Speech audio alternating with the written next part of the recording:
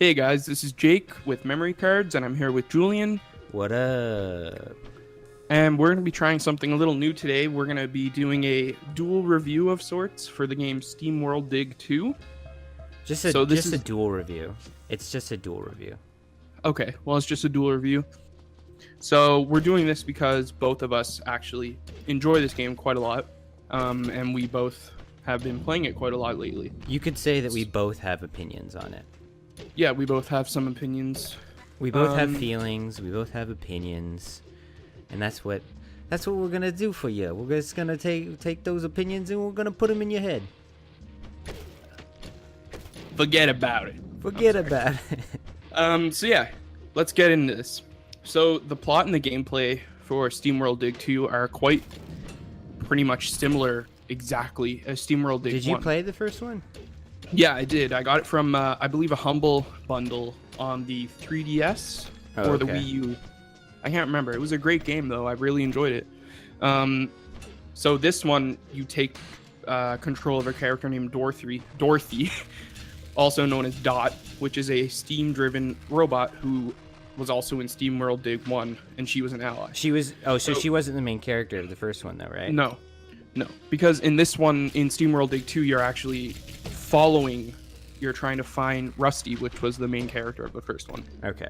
Because I didn't play any other SteamWorld games till now. I think there was SteamWorld Dig, and then there was SteamWorld Heist. Which is like a different RPG kind of. Okay. I haven't played any of the SteamWorld games. I didn't know much about them. I'm just like, when stuff comes out on the Switch, I want to go, hey, And you want to get it. I want to get that game. I say that, because I want games to play on the Switch right now. Anyway, carry on. I think you were going to talk about So Dorothy. this game is a sequel, obviously, to the first one. It came out quite a while after the first one. I believe the first one came out in 2013, so like a relatively 4-year gap or so. But you did have, like you said, SteamWorld Heist in the middle. I didn't play that one, but apparently it was pretty good.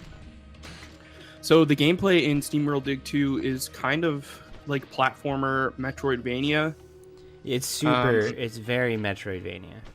I mean, but it's a lighter feel. Yeah, I mean, here's what I immediately liked about the game is that the game essentially is exactly like what it sounds like. It's a digging game, right? Where you start at the top of the world and then you dig down into various areas and sub areas where there's enemies and loot and gems, and the whole goal while you're digging is to find the gems and to find the loot, and then to bring it back up to the top level where you can turn it in for gold, which then you could use to upgrade your little Steam girl, little Dorothy. And that's essentially the core of the game. Yeah. But So alongside upgrading your character, you actually get these separate upgrade points to, I guess, unlock special things that you can't just upgrade with gold, which I thought was pretty cool because it adds like another layer of customization, because you can, you can make the game incredibly hard on yourself and not use any of those. Or I even remember seeing some of the upgrades that were that would purposely make you, lose extra gold or something like that upon dying.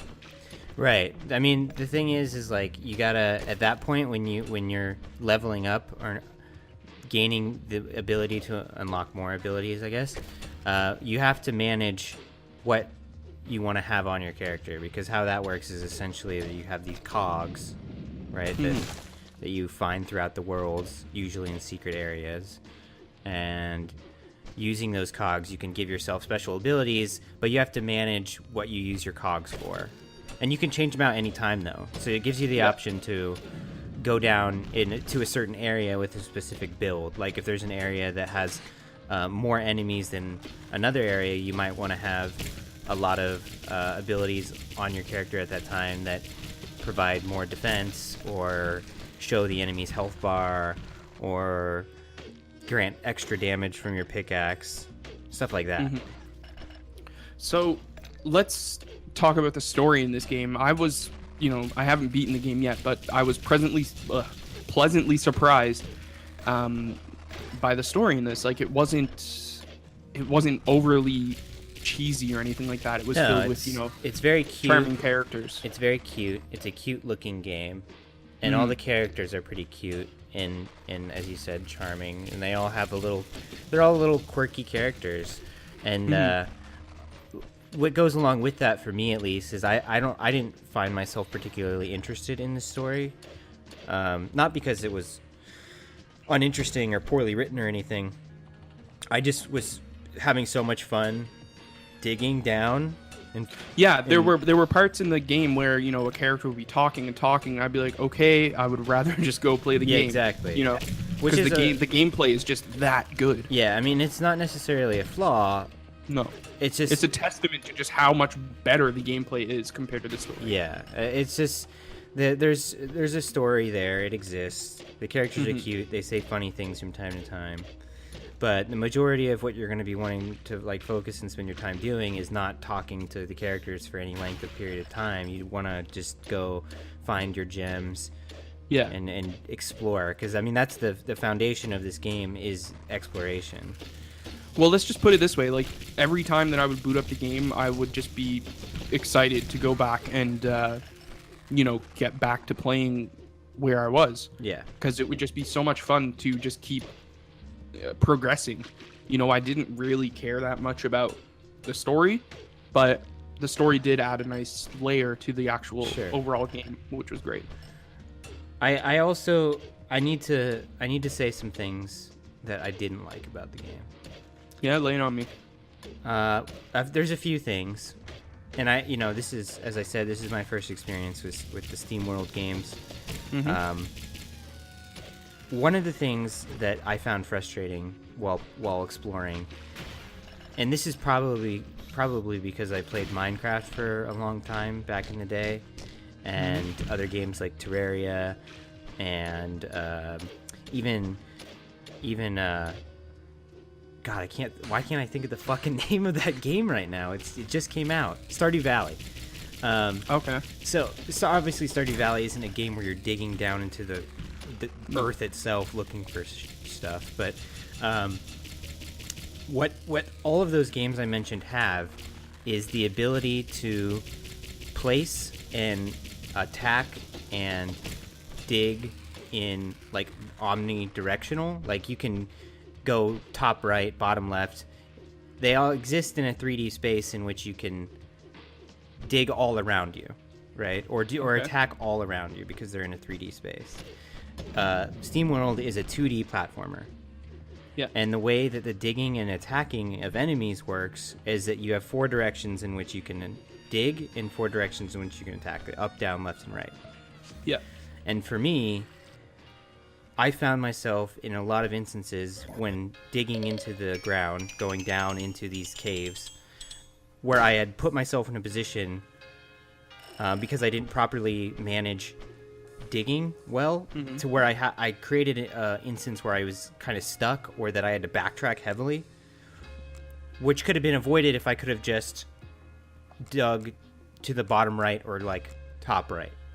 You know what I mean? See, I understand what you're saying, but I don't know if I would really call it a con or a dislike for the game, because they actually give you a way to fix that, and that's by the teleportations and the ladders. Right. So that's true. There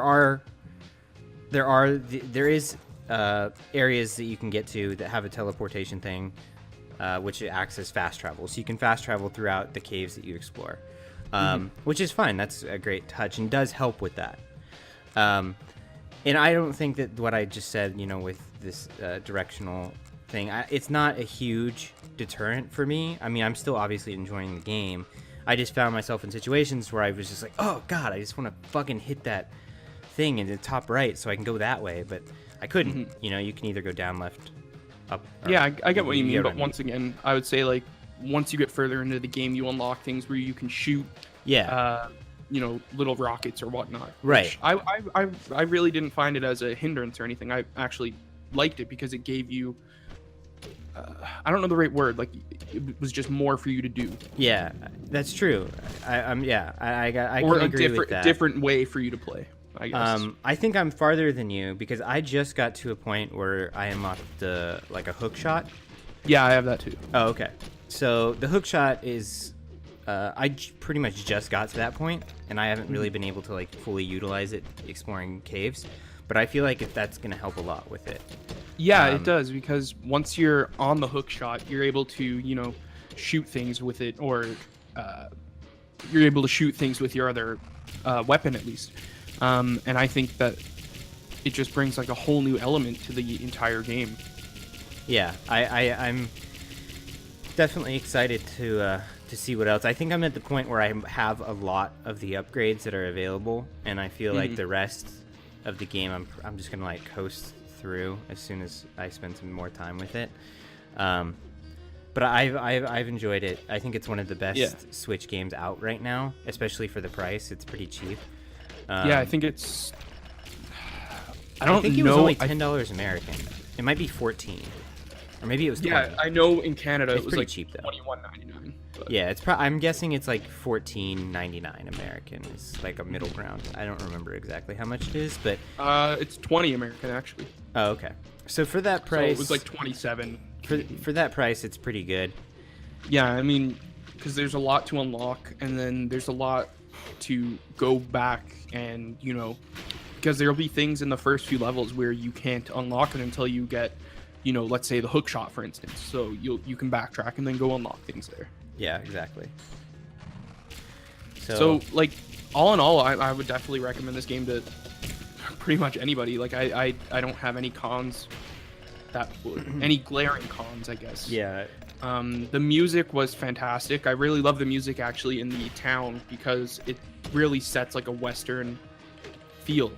You know what I mean? Well, the whole vibe is like this like Western steampunky robot. You know, there's no humans in it. They're all robots, and even then there's no like distinct reasoning behind why the robots are the way they are. I mean, they're all shaped like different things. They're not just humanoid robots. You got like a fucking big crab boy and a sheriff robot man, and you know, wacky Gronk robot guy.